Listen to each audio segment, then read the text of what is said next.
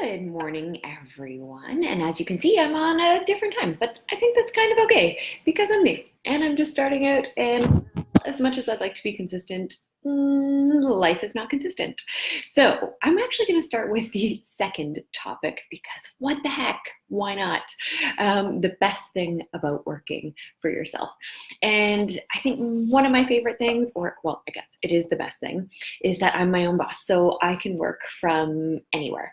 And so this week I get to dog sit for my sweet little Cody, my brother and sister-in-law's dog. So I don't think she's in camera. Oh, there she is. She's on the couch and wondering, what the heck am I doing? So yeah, I think that's kind of the best thing. It gives me the opportunity to be able to travel and to be able to help family and to work in my backyard, although not today because it's freaking freezing. Yeah, look at me, Canadian, talking about the weather again. I'm gonna have some of my coffee. So yeah, I think that's one of the greatest things. And it's actually one of the main reasons why I started Sadie Tells Stories. So if you don't know me, my name is Andrea. I'm a ghostwriter, an author. I didn't know which one I was going to say first there. I should have had more coffee. I've actually been up for hours, already working. So yeah, my brain's already a little fried. Yay! Okay, my name's Andrea. I'm an author. I'm a ghostwriter. I'm a writing coach. Although again, I don't always love that term because I don't just coach. I think it's more of like a co kind of writer or substantive editing situation because I don't really just ask questions and make sure you're doing your homework. I actually like to get in there and give some feedback. So yeah, that's me. That's what I do. Right now I'm finishing up 2 books and I've got about 4 more in the works plus my own. So life is busy and life is good. But there are still, challenges and new things to navigate, new lessons to learn. And one of them I want to talk about is writing content for Facebook. My favorite. Actually not. It's actually not my favorite at all, which is hilarious. I had one of these coaches I took a program with. She reviewed my page on Facebook, my business page, Sadie Tells Stories. And her comment was, well, it's really interesting to me that you're a writer and I don't see any posts here. I just see videos because I had created this, I wanted to practice more video and speaking. And so I'd created this thing called the 2-minute quick chat, which I still do once in a while on my page. And, but it was interesting feedback and I had to laugh because yes, I'm a writer, but I really, really hate writing Facebook posts. I'll stare at the screen forever. I don't know.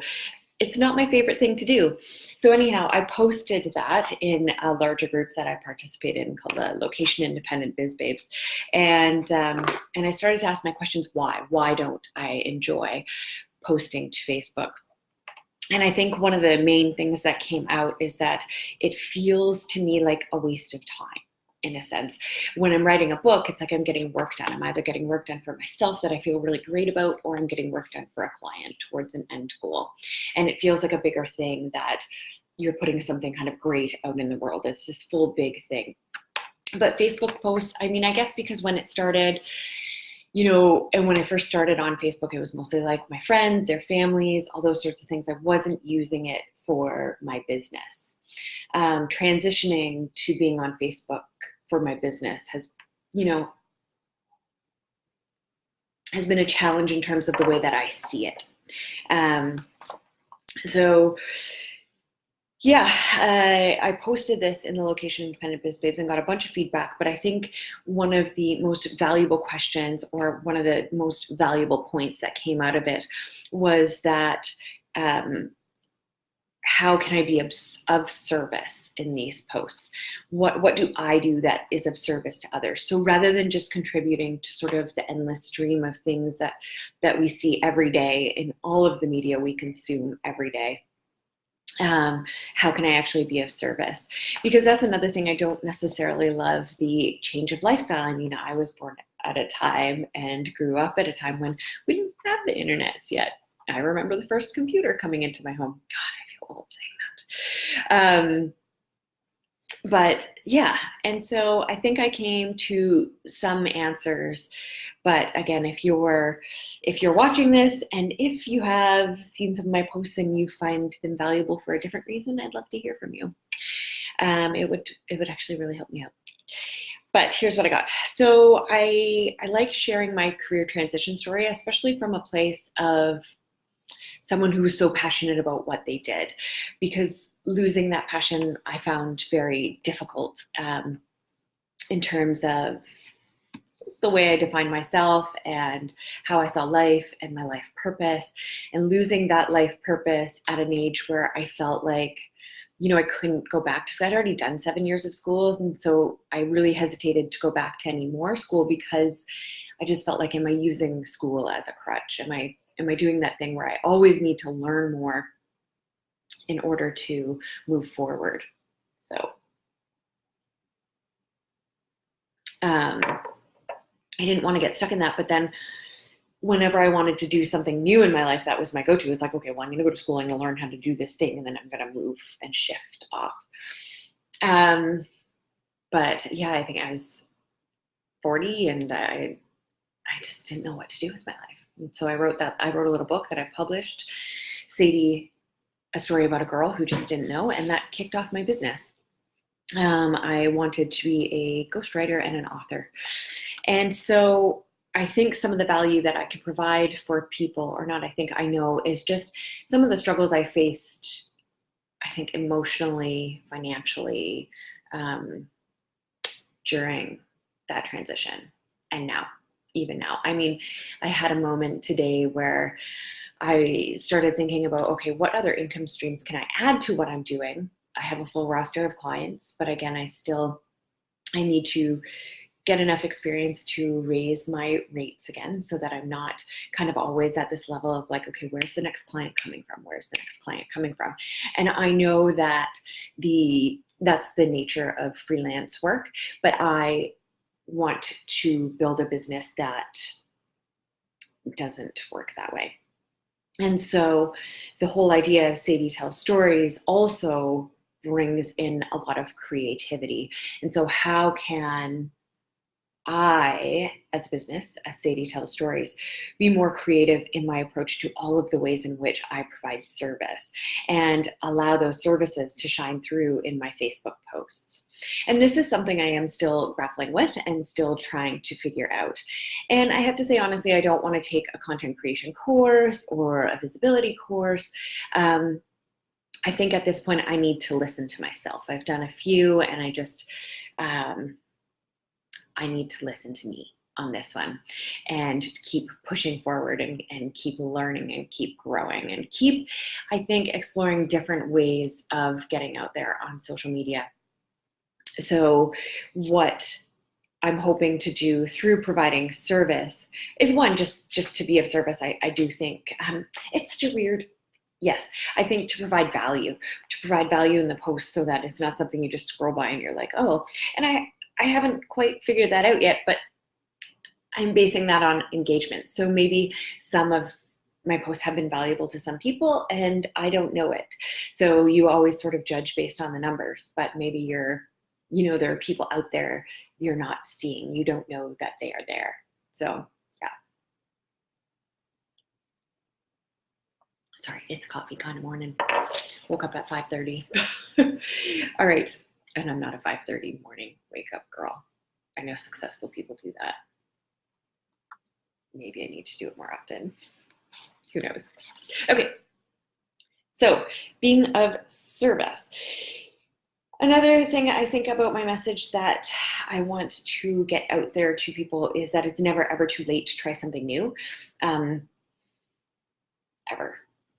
You just have to go about it in a smart way. I think we get stuck in this idea that, oh, I know I definitely was when I came to thinking about finding my next purpose, my next path, my next movement, was, oh, there are a lot of things I'd be like, well, I can't do that in this life. That's not meant for me. I'm not talented enough. I'm not smart enough. I'm not this enough. I'm not that enough. I don't look this way or behave this way, or I don't have enough money, or whatever it is. I think that you can always find a way, as long as you do it strategically and in a smart way.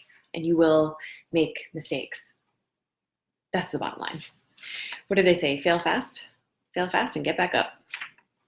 That's, yeah. I think one of my favorite quotes, and because I don't have it written down in front of me, I'm not going to remember it exactly. Oh goodness me, I'm not even remembering who said it. Was it Hitchhiker's Guide to the Galaxy? Maybe the trick to learning how to fly is to throw yourself at the ground and miss. The key to that is missing the ground. It's one of my favorite quotes. I love that idea. Throw yourself into it. I've always thrown myself into it. That's not really a problem for me. It's more once I've thrown myself into it and experienced the difficulties, the challenges. It's like, oh, wait, I made a mistake. Quickly redirect. Get out. Yeah. I think another way in which I provide value, so it's all sort of, I think, our career transition, inspiring people, or talking about starting a discussion about, interesting, starting a discussion. How do you start a discussion? That's interesting. With people who are thinking about that they're missing something, that they want to try something new.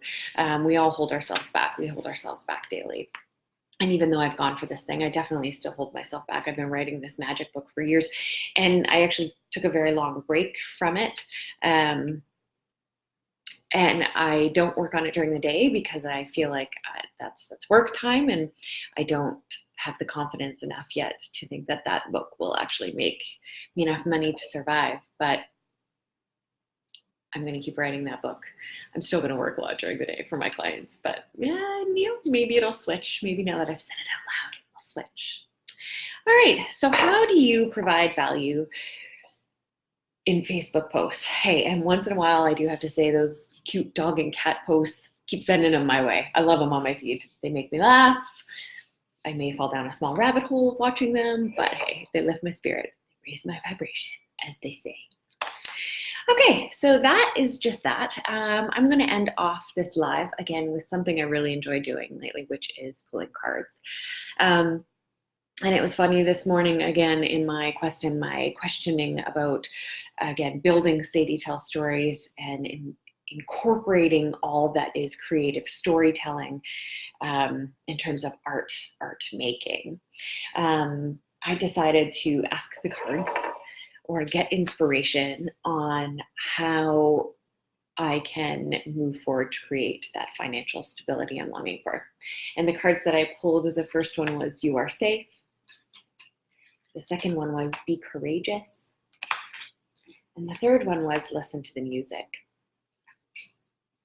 And I think these are perfect. What I pulled from some of the descriptions was keep going on the path that you're on and build out from what you started. So don't redirect, but take all those things that you're doing now and make them bigger.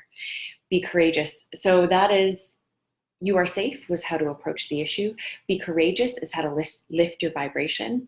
And all it's saying is that fear will try to stop you. But again, go back to that You Are Safe and know that you're courageous. And you'll lift your vibration by taking that courageous action. So today for me is all about courageous action. And the last one is what I'm missing, and it's Listen to the Music. So lifting your vibration, just inviting your spirit in and letting the ego go. And so there may be a kitchen dance party in this very big kitchen, which I'm excited about. Yay, kitchen dance party with awesome music. So I don't have anyone in watching right now, but I think I'm going to pull one card and read it for anyone who watches the replay. Let me know you've watched the replay. Maybe this card is for you. Whatever you're needing today in your work or in your thoughts in terms of, just shuffling, in terms of your business or whatever you need today to move forward with a dream. That's what the card is.